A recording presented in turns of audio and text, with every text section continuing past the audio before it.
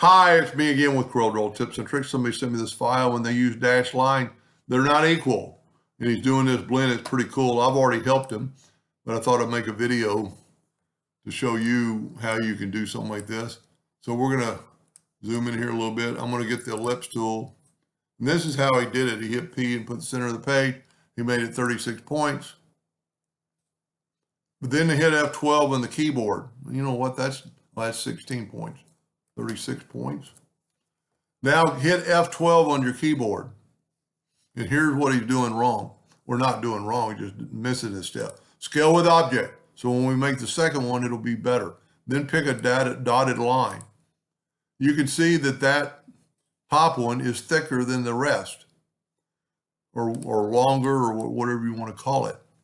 So what we're going to do, we're going to back up here, or just hit F12 on the keyboard. And here's the step we need to put in. Align dashes. Look at that. Now they're all the same. Now mine are a little bit shorter than his. You can see he's got more, but it doesn't really matter, what you do, as long as you line it with object. So this is all one line. So we can Control D and make a duplicate, holding down the Shift key so it'll grow into the center. And see, we have less dots. We could quite plot and see it's only like so many points. Let's hit F12 on the keyboard. I'm going to move this over so we can see it happening. And I'm going to go another dotted line. You need to, there's an easier way to do this. See, that's even too bad.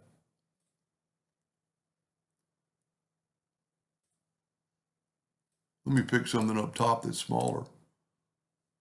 That looks like dots between them. Nope, it's not. I must have hit the straight line. So F12 on your keyboard. We've already got scale with object done. Yeah, I hit the solid line.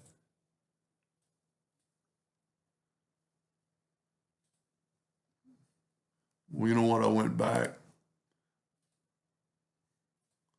I don't know what. Oh, I had zoomed in. So let's go forward. That's the solid line. Let's go F12 on the keyboard. I forgot I'd zoomed in. And let's just pick another dot. Okay, I'm going to call that good. But I've got it selected. I'm going to make it blue. I left click instead of right click. Right click to make your outline blue. Now it is a line, so you have to group it together. We're going to select it all. We're going to go to Effects and Blend. And we're going to blend just 8 times like he liked.